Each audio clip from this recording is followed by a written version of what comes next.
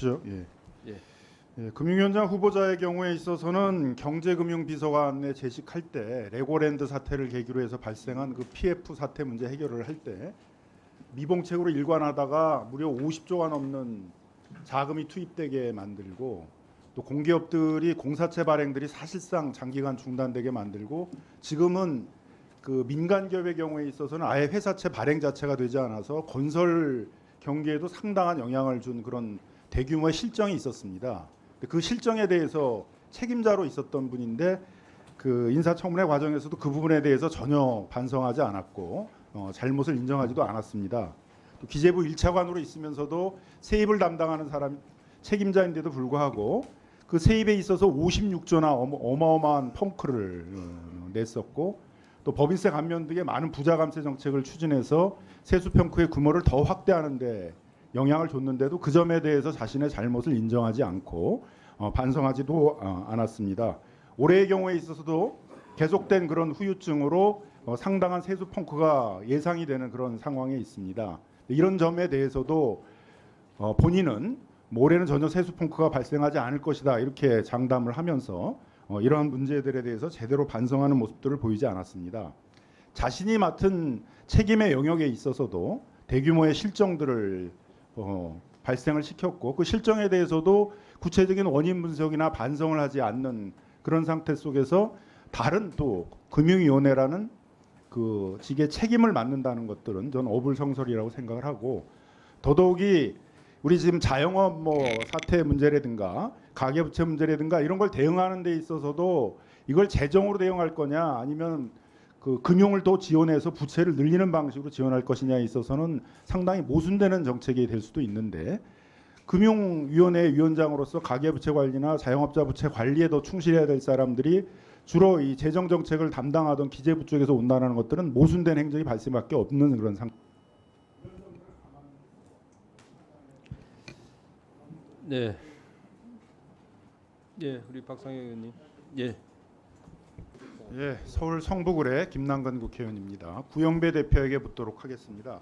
아까 인터파크나 AK몰은 특별히 문제가 되지 않을 것 같다라고 아까 답변을 하셨는데 지금 AK몰의 그 내부의 직원들의 전원에 의하면 AK몰도 정산이 어려울 것 같다 이렇게 얘기들이 나오고 있는데 인터파크나 AK몰은 그 정산을 못하거나 정산이 지연되는 이런 사태가 발생할 가능성이 없습니까? 그럴 가능성이 있는 것으로 알고 있습니다. 있는 거예요? 그럼 그거에 대해서 금융감독원장한테 묻도록 하겠습니다. 네. 지금 이제 티몬이나 유메프만이 문제가 아니라 인터파크나 AK몰도 피해가 발생할 상황이잖아요. 그럼 이럴 때는 판매자들이나 소비자들에게 경고를 해서 대비를 하게 해야 되는데 그런 조치들을 취하고 있습니까? 지금 특정 업체를 기왕 말씀하셨으니까 그렇습니다만 저희가 시장 관리 측면에서 보면 특정 업체가 문제가 있다고 알리는 것 자체가 또 아니 시장 상황을 나쁘게 하는 그렇게 측면이 있기 차일피일 때문에 미루다가 이렇게 대규모 피해를 야기시킨 거 아니에요. 그러니까 소비자들이나 판매자들도 지금 굉장히 불안한 상태에 있는데 그들도 대비할 수 있는 기회를 줘야지. 그런 대비할 수 있는 기회를 주려면 적어도 행정기관에서 그거에 대비하라고 경고나 이런 것들을 내려줘야지 쉬쉬하다가 그러게 되면 그 사람들이 다 또 새로운 피해자로 나타날 거 아니겠어요. 어쨌든 그런 그 기업만 볼 게 아니라 거기와 거래하고 있는 소비자들이나 판매자들의 위험성에 대해서 생각을 하셔야죠. 금융감독원장이라면. 어쨌든 그 방식을 특정 이커머스 업체와 거래하지 말라는 것들을 정부 당국에 알리는 것들이 적정한지에 대해서는 조금 검토는 아니 필요할 본인 것 스스로가 같습니다. 미정산의 위험이 있다고 그러잖아요. 그보다는 사실은 저희가 예를 들어 조금 더 적절한 규제 수단을 갖고 시장에 알리기 전 단계에서 조정하는 것들이 조금 더 합리적일 듯합니다. 아니 이게 행정기관 내부 생각만 하지 말고 이 특히 플랫폼 같은 경우에는 한번 피해가 발생하게 되면 대규모 피해가 발생을 하니까 예. 그거에 대비해서 소비자들이나 관련하고 있는 플랫폼에 입점해서 판매를 하고 있는 그들의 보호 문제도 같이 생각을 해야지. 예. 그들은 행정의 주요 관심의 대상 바뀌고 그냥 행정 프로세스만을 생각하시면 안 되잖아요. 관심 밖은 아닌데 어쨌든 의원님 주신 말씀 잘 유념해서 저희가 뭘 할 수 있는지 검토해 보겠습니다. 그거와 관련해서도 묻겠습니다. 그럼 팀원과 경영 개선 그 협약 체결할 때 2022년 6월경에 이미 네. 그 내용을 보게 되면 미상환, 미정산 잔액에 대해서 보호 조치를 하라, 신탁을 하거나 그 보증보험 같은 걸 들라고 했어요. 그러니까 이미 위험하다는 건 그때 금감원도 인지를 하고 있었기 때문에 이런 조치를 하라고 이 내용에 포함을 시킨 거잖아요. 맞죠? 관리가 필요한 거에 대해서 인지하고 있었습니다. 근데 이행을 안 했어요. 그럼 예. 이행을 안 하면 어떻게 할 생각이었습니까? 어쨌든 추가적인 유입 자금에 대해서 별도 관리를 요구하는 등 이제 추가적인 조치를 계속 진행하긴 했습니다. 아니 근데 2022년 6월 이후에도 계속 이 판매 대금, 미정산 대금에 대해서 분리해서 신탁을 해놓거나 보증보험을 드는 그런 걸 하지 않았잖아요. 그럼 안 했으면 어떤 조치를 취할 생각이었냐고요. 저희한테는 일시적으로 예를 들어 별도 자금이 관리되고 있다는 계좌 내역을 제출하는 등 어쨌든 그때 자금과 2년 관련된- 동안이었어요. 2년 동안 이걸 하지를 않았는데 2년 예. 동안 금감원이 이걸 미행 조치에 대해서 아무런 조치를 취하지 않고 했다라는 것은 금감원도 상당히 책임을 져야 될 이런 문제예요. 어떤 조치를 취했어요? 이커머스 산업 전체에 대한 뭐 어떤 상황과 내지는 그 과정에서 저희가 어떤 업체들에 대한 경영이라든지 재무 관리를 어느 정도 할 수 있는지에 대한 좀 고민이 필요한 지점이 있습니다. 아니 그러니까 지금 금감원장님은 좀 오늘도 답변을 네. 하실 때 팀원 측에서 얘기하는 말을 믿을 수가 없어서 별도의 조사나 조치를 취하고 있다라고 이렇게 얘기를 했는데 예. 그럼 이거 MOU 체결하거나 이 MOU에 따른 그 경영이행 실천 계획서 같은 걸 제출할 때는 다 믿었어요? 그 사람들 말을? 그럼 팀원이나 UMF의 말을? 저희가 별도로 조사하거나 이런 걸 하려고 하지 않았어요? 말씀드린 것처럼 이제 재무 상황을 보려고 노력을 했고 그 와중에 부족하나 뭔가를 하려고 했습니다만 그게 많이 의원님들 기대에 미치지 못하는 것에 대해서 여러 번 사과 말씀드린 바 있고 다시 한번 아까- 송구하다는 네, 말씀드리겠습니다. 아까 이제 지금 답변 내에서 나온 거 보면은 그 소비자들의 맡긴 돈을 막 그 월 단위로 수천억들을 지금 다루는 기업에서 예. 그 재무 관리를 스스로 하지 않고 외부에 있는 큐먼테크라는 회사를 통해서 재무 관리를 한다 이런 얘기가 나왔어요. 이런 사실들은 예. 알고 있었나요 처음부터? 어쨌든 그 인수 이후에 조금 관리 체계들이 조금씩 바뀌긴 했는데 지금 단계에서 별도 그룹 단위 재무 관리를 하고 있는 건 알고는 있습니다. 그거 상당히 위험한 거 아닙니까? 그 수천억의 돈들을 왔다 갔다 하는 기업에서 스스로 재무 관리를 하지 않고 밖에 있는 계열사한테 재무 관리 맡겨놓으면 그 계열사가 그 팀원테크라는 계열사가 이거를 소비자들이나 판매자들에 있어서의 그 자금 정산 대금들을 관리해 주는 게 아니라 자기 계열사를 이용해 계열사의 다른 것에 이용할 가능성이 많잖아요. 지금 그런 의심을 받고 있는 거 아니에요? 이 스스로도 지금 구영배 대표 스스로도 팀원하고 IMF에 있는 돈 400억을 빼가지고 위시 인수 자금에 썼다는 거 아니에요? 그 자체도 횡령이 되는 건 알고 계시잖아요. 지금 법조인이시니까 나중에 갚았다 하더라도 그러면 예, 이거 뭐 어쨌든 굉장히 예. 위험하게 재무 관리를 하고 있었다는 것들은 금감원도 알고 있었던 거 아닙니까? 아니에요? 그룹 단위의 자금 관리를 하는 것들이 사실은 아주 흔치 않은 것들은 아니기 때문에 그것만으로 불법이 징표라고 말하기 좀 아니 어렵지만 이렇게 어쨌든 많은 그러면- 돈들이 현금들이 많이 왔다 갔다 하는 예, 이런 예. 플랫폼 같은 데서 예, 예. 오픈마켓 같은 데서 그 자금을 스스로 관리하지 않고 외부에 맡겨서 하고 그걸 계열사에 맡겨서 하고 계열사가 돈을 갖다가 빼내가지고 다른 데 전용할 그럴 위험성들도 있는데 그게 위험성을 감지를 못했어요? 저희도 그래서 23년 말에는 사실은 큐텐 측의 쿠팡 모델과 유사하게 별도의 페이 관련된 것들을 자회사를 분사시켜서 자금이 다른 사업으로 요용되지 않도록 그렇게 해달라고 요청한 바가 이건 있긴 아무튼 있습니다만 제가 보기에는 감사원이 금감원에 대한 감사를 해야 돼요. 감사를 해서 제가 보기엔 더 적어도 이거 담당자인 디지털 혁신국장이나 이런 사람들에 대해서는 저는 징계를 반드시 해야 된다라고 생각을 하는데 이거는 반드시 진짜 감사원에서 감사를 해야 될 사안입니다. 전자금융거래법 42조 3항을 보게 되면 경영 개선 계획들을 이행하지 않았을 때는 경영지도 계획을 이행하지 않았을 때는 자본 증액 명령 뭐 이런 걸 내릴 수도 있고 상해에 보면은 적기 시정 조치로 영업 정지나 임원 개선 명령 이런 것도 내릴 수 있어요. 근데 이런 것들은 이 팀원이나 UMF에는 적용할 수 없었습니까? 예, 등록 대상 업체는 해당 규제가 제외되어 있어서 저희가 그러니까 사실 그런 전자금융 관련해서는 이제 허가 업체에 대해서만 이런 그 행정 명령이나 행정 조치들을 할 수가 있고 예. 등록업체에 대해서는 이제 하지 못한다. 이제 법에 불비가 있다 이런 걸 알았잖아요, 그죠?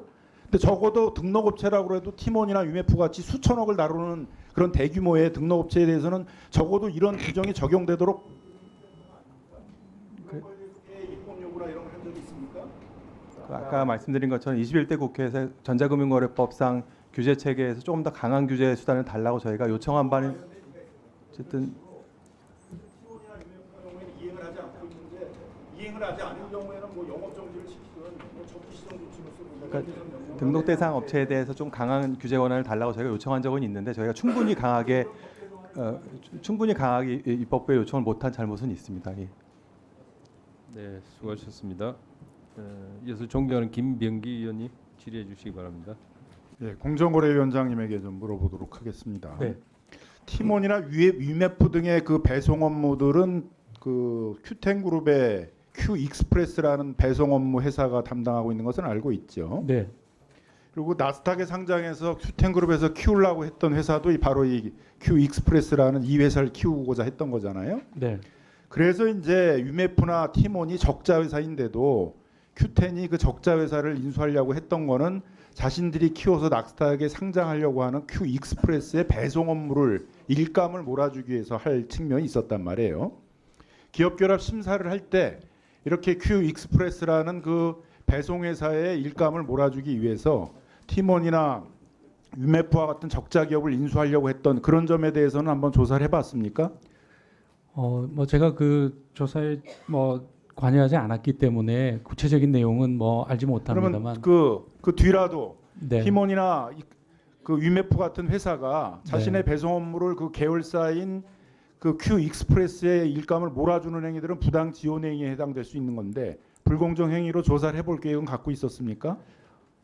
그게 이제 부당 지원 행위가 되는지 여부는 뭐 대가성이라든가 규모성 뭐 여러 가지를 판단해서 보아야 될 문제인 것 대규모의 같고요. 일감 몰아주기잖아요. 티몬이나 위메프가 네. 그 월 해야 되는 배송 업무의 양이라는 게 어마어마한 거고 네. 그 어마어마한 양들을 큐익스프레스에 몰아주고 있기 때문에 큐익스프레스라는 거의 회사의 가치가 올라가고 나스닥 상장도 가능하게 되는 거 아니었어요. 그 그러니까 부분 그걸 한번 조사해 볼 만한 예. 사건이었던 거 아닙니까? 네, 그 부분 뭐 혐의가 인정되어서 조사 여부를 판단했는지 좀 나중에 뭐 별도로 보고 드리겠습니다. 그러니까 기업 결합 심사를 할 때 네. 바로 이제 이런 목적 때문에 하는 것인지도 조사를 했어야 되고 그다음에 이렇게 적자 회사를 계속 티몬, 위메프 다 적자 상태인 회사들을 인수하고 있었는데 이렇게 될 경우에 있어서는 대규모의 소비자 피해 상태가 발생할 수 있다.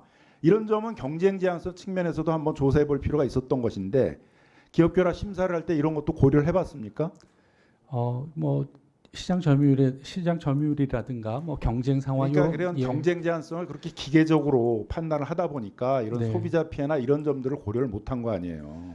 기업 결합 심사를 할 때 특히 이례적으로 적자 회사를 계속 반복해서 인수를 하고 있을 때는 이런 점들도 조사를 해봤어야죠. 그리고 전자상거래법은 플랫폼 기업과 소비자 사이를 규율하는 것이지 플랫폼 기업과 입점업체를 규율하는 건 아니잖아요. 그건 아닙니다. 예. 그러니까 플랫폼 업체와 입점업체 사이의 이런 정상 시기에 관한 불공정행 같은 것들을 규율하기 위해서는 온라인 플랫폼 거래 공정화법과 같은 것들이 좀 필요하다고 생각을 해요. 그리고 21대 때는 온라인 플랫폼 거래 공정화법은 공정거래위원회가 발의했던 정부 입법안이었잖아요. 네. 왜 그걸 계속 추진하지 않고 있습니까? 바로 이런 사건들도 보면은 온라인 플랫폼 거래 공정화법 같은 것들을 추진할 필요성이 나오는 전형적인 사건 아닙니까? 정산주기 관련해서는 아까 말씀드린 것처럼 법제화 부분을 적극 검토를 하고요. 예.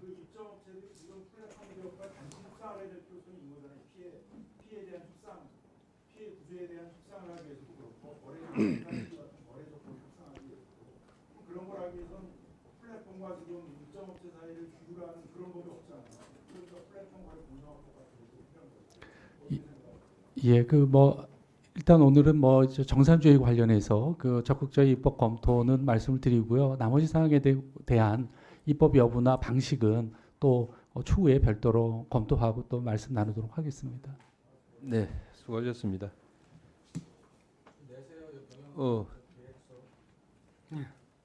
자, 우리 존경하는 권성동 의원님 질의해 주시기 바랍니다.